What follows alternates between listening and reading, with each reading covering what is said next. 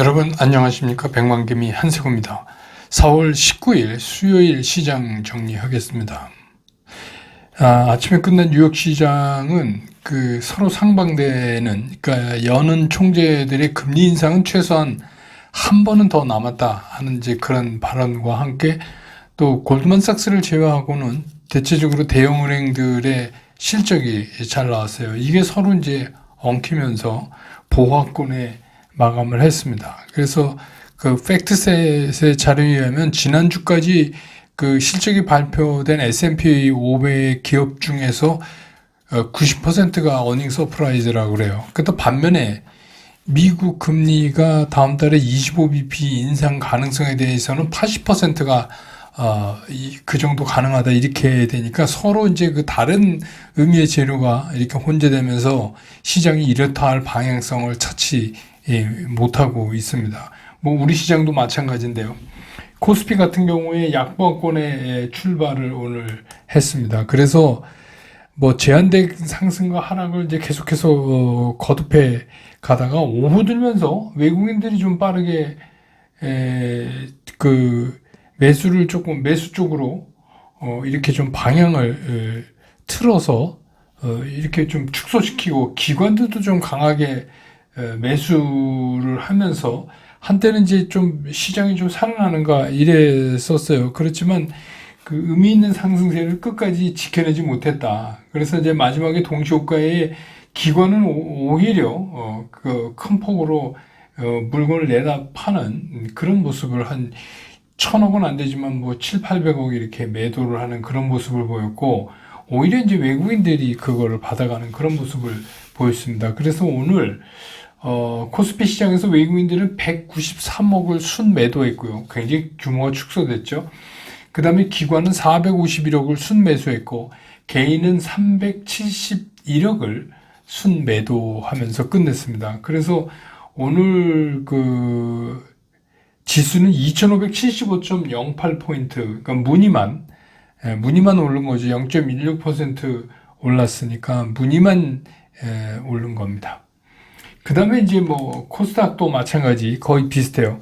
이것도 약보합권에 출발을 한 다음에 계속해서 보합권의 혼조를 좀 보이다가 외국인들이 좀 이제 매도폭을 조금 오전부터 축소하고 개인 매수가 좀 증가되면서 지수가 조금 상승하는가 이렇게 생각을 했었어요. 그런데 이제 오후 들어가면서 지속적인 상승을 이뤄내지 못하고 이것도 힘없게 그냥 장을 마감하는 이제 그런 모습을 보였어요. 그래서 오늘 코스닥 시장에서 외국인들은 1,069억을 순매도를 했고 기관은 296억을 순매도했어요. 그리고 개인이 1,636억을 순매수했습니다. 그래서 오늘 코스닥 지수는 909.20포인트, 어제보다 퍼센테지로 0.02%, 지수로는 0.18포인트. 그러니까 이것도 거의 똑같은 거죠. 제자리 걸음 한 건데 그냥 무늬만 양봉을 만드는 양봉 도지죠. 그런 모습을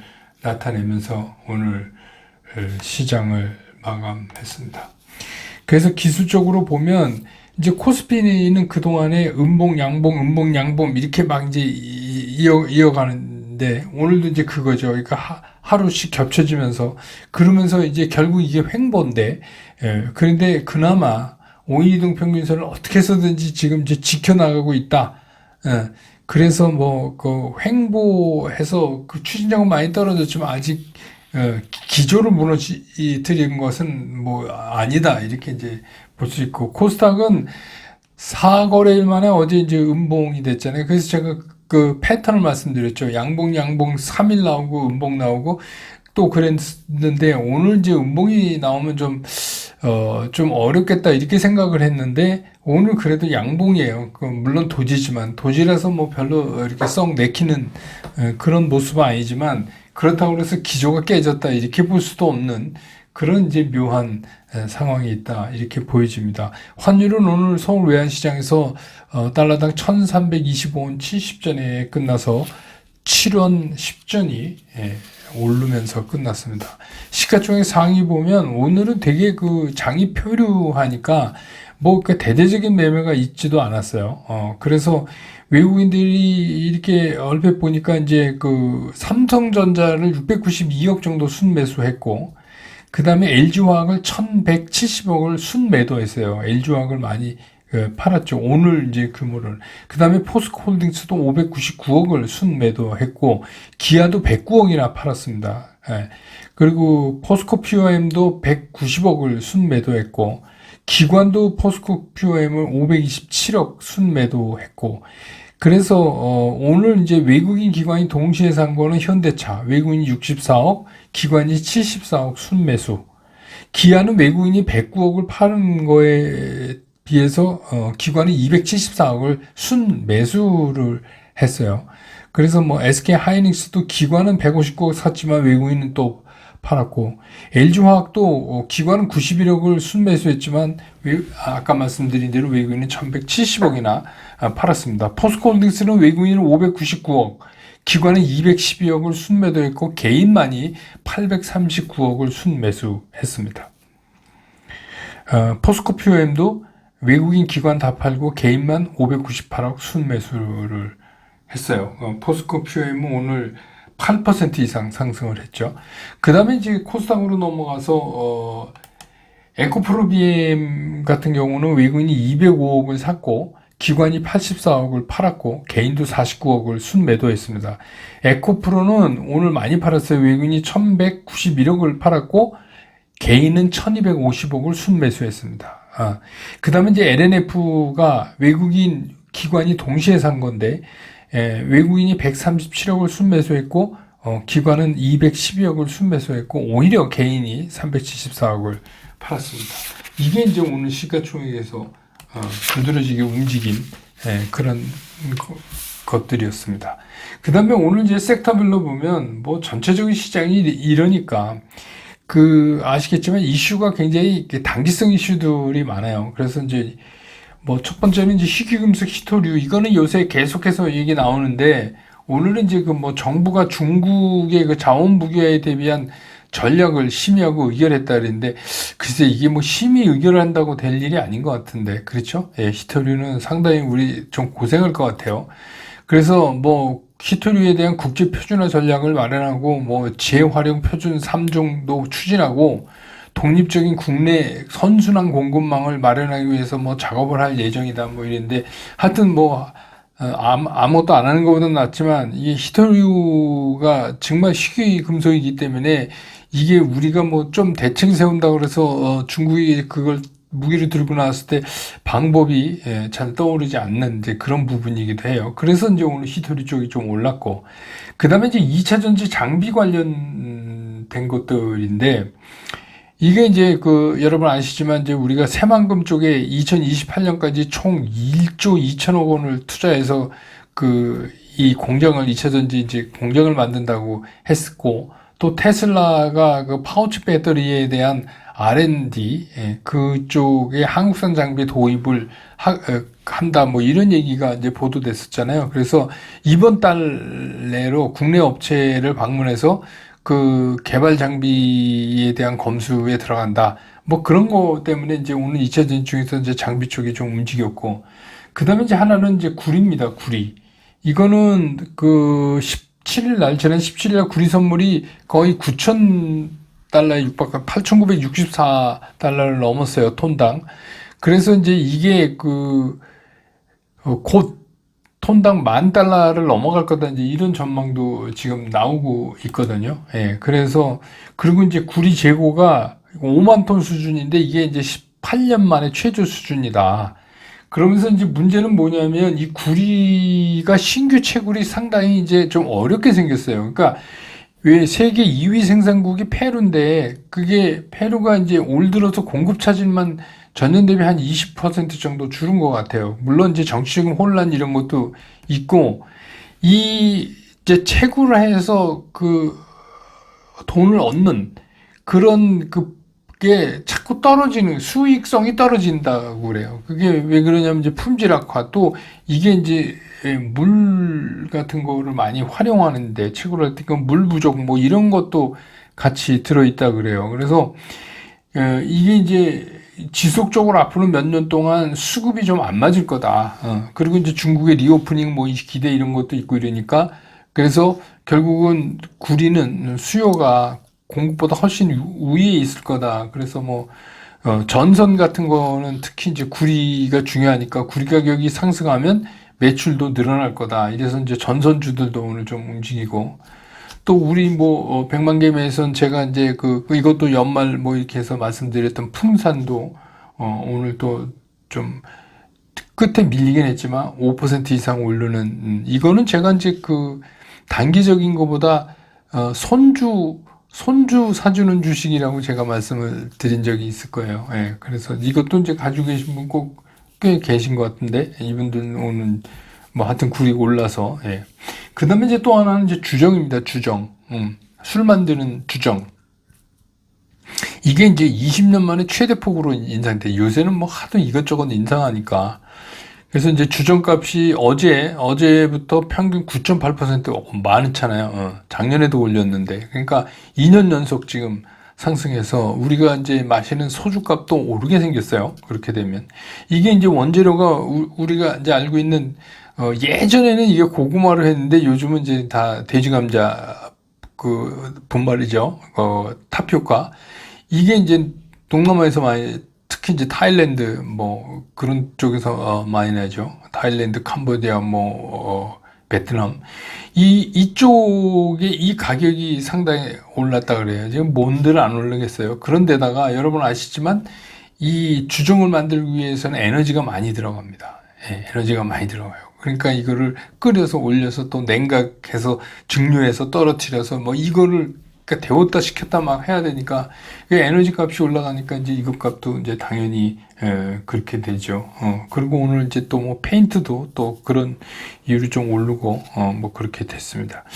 그래서 이제 오늘 시장의 특징을 보면 시장이 이 추세가 무너져서 가라앉지는 않았지만 이 가라앉지만 않았지 거의 표류하고 있는 시장이다.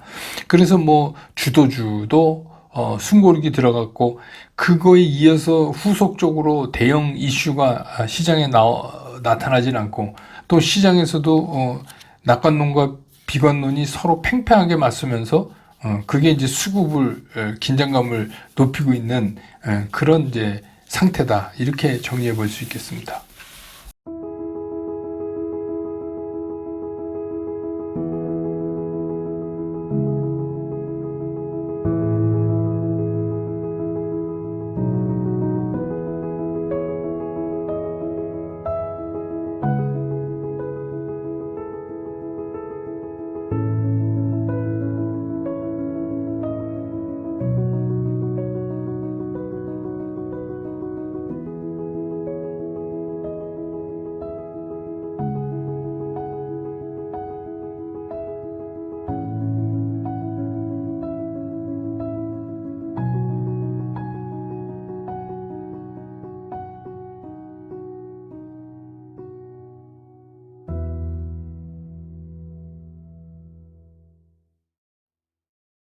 시장 보면 제가 조금 전에 이제 표류라는 말씀을 드렸는데 거의 이제 그 말이 가장 적합할 것 같아요. 시장이 이거는 뭐 표류하는 시장이죠. 이것도 저것도 아니고 그냥 가만히 떠 있는 겁니다. 무동력 상태에서 가라앉지만 않는 거죠. 그래서 우리가 이제 기술적으로 보면 기술적인 추세 자체는 무너지지 않았지만 이게 치고 나갈 수 있는 동력도 없는 그런 거예요. 그러니까 배로 말하면 기관은 고장나고 배는 안 가라앉았는데 그냥 떠 있는 것 같은 이제 그런 상태다. 근데 이렇게 되는 이유가 뭐냐면 이제 시장이 후속적으로 이어지는 대형 이슈가 없는 거예요. 우리가 이제 그동안에 이슈 갖고도 몇 바퀴 돌았잖아요. 심지어는 뭐 2차 전지 내에서도 이슈 순환이 막 이렇게 됐잖아요. 근데 2차 전지 또 포스코 반도체 자동차, 우리가 이제 이렇게 얘기하던 이런 것들도 새로운 동력이 없어요.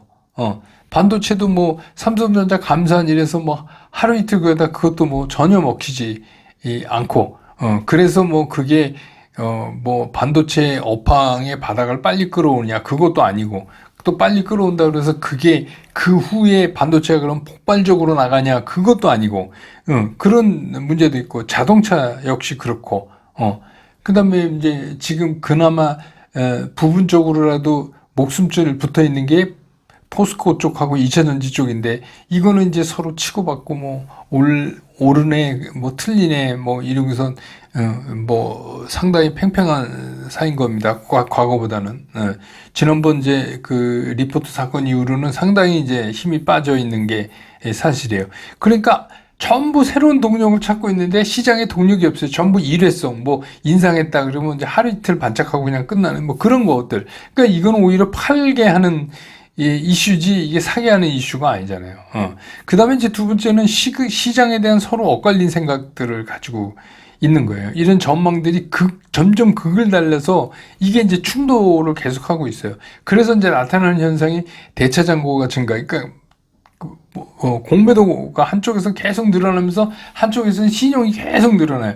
다행히 이제 최근 들어서 고객 예탁금이 늘어나니까 신용이 증가했지만 그 고객 예탁금 대비 신용 융자율이 40%를 안 넘고 그 밑으로 있어서 그나마 좀 다행이긴 하다 하는 생각이 있지만 이것도 낮은 수치는 아닙니다.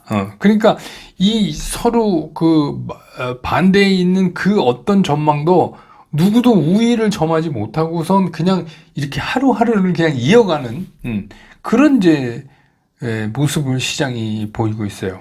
그렇다면은 어쨌든 간 그래도 시장은 이게 양당 간의 결정을 낼 겁니다. 왜냐하면 이런 팽팽함이 계속 갈 수는 없어요.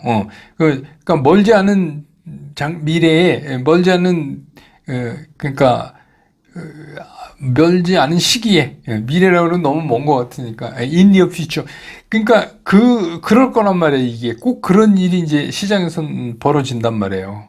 그러면 이제 그 진 쪽은 이제 굉장히 빨리 도망가야죠. 어느 쪽이 질지는 모르지만 그래서 시장이 서로 그 결정적인 변곡점을 만드는 그런 뭔가 좀 획기적 계기를 서로 기다리고 있는 거예요. 그럼 우리가 이제 이걸 뭐 이포크 메이킹 피어리드라고 그렇게 얘기하지만 서로 이제 그거를 기대하는데 그 기대하는 것조차도 시장 전망에 따라서 서로 달라지고 있는 거예요. 그래서 그냥 지금은 서로 그냥 기대, 불안 이게 막 커지면서 그렇게 있는 게 사실이죠. 근데 사실은 우리가 이제 시장을 보면서 이런 불안감을 느끼고 막 한다는 얘기는 이런 말이나 똑같아요. 나와 다른 반대 의견을 계속해서 내가 듣고 그게 신경이 쓰인다. 이런 얘기나 똑같은 겁니다. 그러니까 그때까지는 사실 어떻게 보면 좀 괜찮아요.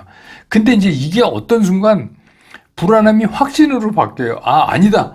내 말이 맞다. 이렇게 이제 확신이 되는 순간 이게 위험해지는 거예요. 그때가 이제 제일 위험해지는 거예요. 그러면 그 이후에는 어떻게 해요? 확신이 들면서는 자기가 어떻게 해야 할 행동이 없어요. 이미 다 이제 끝난 거고, 시장도 똑같은 현상이 일어납니다. 시장에서는 그냥 이게 우리 흔히 쓰는 네가 가라 하와. 그러니까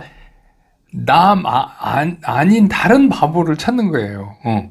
그래서 나 아닌 다른 바보가 없으면 내가 바보가 되는 이제 그런 상황으로 이게 시장이 가는 겁니다. 그래서 어떻게 보면 한쪽에서 시장이 이렇게 불안불안하다는 거를 느끼고 있는 게 그나마 이런 어려운 속에서도 그냥 다행이긴 하는데 중요한 건 뭐냐면 늘 어려운 결정이지만 이런 불안이 확신으로 가기 전에 나는 어떤 결정을 해야 돼요. 그 불안이 확신으로 가기 직전에. 그래서 뭐 구체적으로 말씀드리면 제가 최근에 이제 계속적으로 2차 전지 관련이나 포스코 그룹 관련에 대해서 이제 말씀드리고 또 이거를 언제 어떻게 갖고 계신 분은 여기서 내려 쓰는 게 좋고 그런 상황이 나오지 않을 때까지는 그냥 같이 가보자.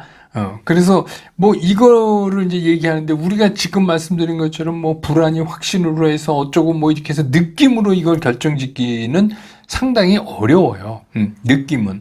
그렇기 때문에 제가 이거를 정할 수 있는 어떤 기술적 분석을 우리가 동원해서 거기에 의존하는 수밖에 없다 하는 게 이제 제 생각입니다. 지금.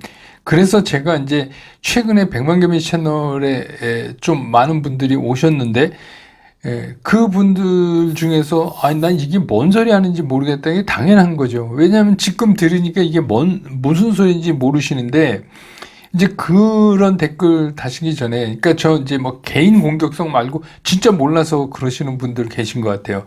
그래서 이제 제가 보면 뭐 숏 영상도 있고 10일 이동평균선의 마법이라든지 뭐 10일 이동평균선을 어떻게 우리가 이해해야 되는 거, 이게 제가 수십 번을 얘기를 했거든요. 아마 특집 영상도 있을 거예요. 그래서 그거를 찾아서 공부를 하신 다음에 들으시면 굉장히 쉬워져요. 그리고 뭐 이거를 따로 떼서 뭐 돈 벌기가 어떻게 쉽나요? 근데 이게 굉장히 확률적으로 굉장히 잘 맞기 때문에 제가 이제 이런 말씀을 드리는 거죠. 그러니까 저랑 오랫동안 같이 하신 분들은 지금 거의 그게 확신을 갖고 계실 거라고 이제 저는 믿고 있는데, 그래서 중요한 건 뭐냐면 이렇게 시장이 어려울 때 그나마 기회가 온 주식도 미리 겁먹어서 그냥 미리 내려버리면 그것도 아쉽잖아요. 그렇다고 이게 무너질 때까지 기다릴 수도 없고, 그러니까 무너지기 직전에 어떻게 잘 내리느냐 하는 그 기준점, 그게 바로 이제 이거다, 그런 말씀입니다. 제가 이제 매매 원칙이라고 부르는. 그래서 시장이 이렇게 표류하고 힘들고 불안하고 할 때는요, 기준점을 정해놓고 시장을 보면 되게 편해지고 그게 시장을 편안하게 보는 방법이에요. 근데 본인이 기준점이 없어서 쫓기기 시작하면 시장은 좋으나 나쁘나 늘 불안해요. 좋으면 또 좋은 대로 불안하고 또 나쁘면 나쁜 대로 불안한 겁니다. 그러니까 제가 한번 말씀드리는 것처럼 그렇게 여러분 기준점을 잡아보시는 게, 저는 이제 이거를 10일 이동평균선의 슬로프나 뭐 이런 걸 가지고 여러분들이 기준을 정하시면 어떨까? 그래서 매도 시그널이 나오면 팔고, 이런 말씀을 이제 계속해서 드려오는 거죠. 그래서 많은 참고가 좀 되셨으면 좋겠어요. 어차피 지금은 뭐 어려운 시장 상황을 우리가 가고 있는 거니까. 오늘 시황 정리 이렇게 끝내고 내일 또 장 끝난다면 저는 다시 여러분 곁으로 돌아오겠습니다. 여러분 고맙습니다.